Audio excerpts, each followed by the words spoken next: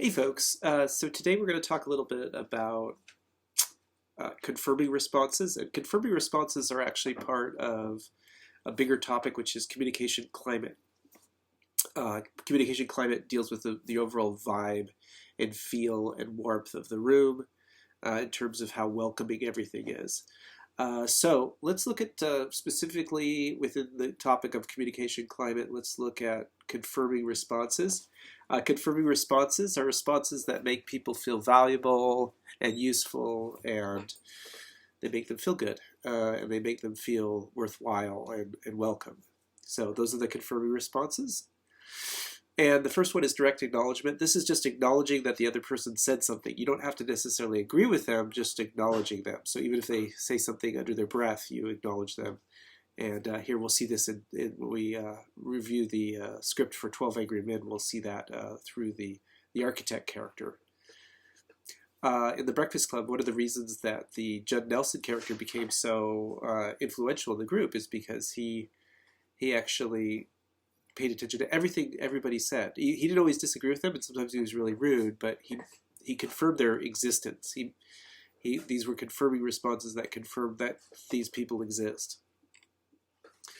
The next one is to actually agreement about content. This is when you actually agree with someone. Now, you shouldn't agree with them if you don't agree with them.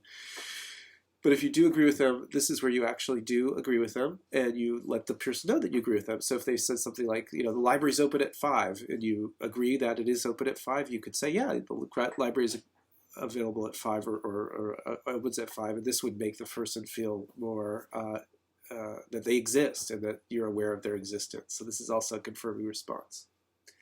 All right, next up we have the supportive response. This is where you basically let the person know that you support them in what they're doing. Like you might say to them, like, "Oh, that's a good idea," or "Good job," something like that. If they suggest something, then back them up in that. In this case, the stoner character at one point in the movie The Breakfast Club says that my old man and your old man should go out bowling together. This was an example of a supporting response. Or going to go see someone else's band live. That one's taken from Scott Pilgrim versus the World. Next up is the clarifying response. You'll see this a lot in Pulp Fiction with the character Sam Jackson. He is constantly asking for clarification from the John Travolta character. What do you mean by walk the earth, or what do you mean by foot massage? Those types of clarifying responses. Basically, what it is you're asking the other person to find out if you really understood them. So you're repeating what they've said, or you're putting in different words. And the reason this is a confirming response is it shows that you care enough to really have the information correct. Because if people don't care, they'll be like, yeah, cool story, bro. But they don't really go back and check to see, if it actually is, understood correctly. So just checking for understanding would be that. Did you say left, or did you say right, or did I understand that you do like the idea, or that kind of thing. A clarifying response. You'll see them do that a lot in this movie, particularly in this scene. There's a lot of clarifying responses in this scene from Pulp Fiction. Then this expressing the positive feeling, this is just basically if you're having fun, hanging out with the other person, this is where you let them know that you're enjoying their company, enjoying being in a group, or being with one other person. In a group context, it's with other group members.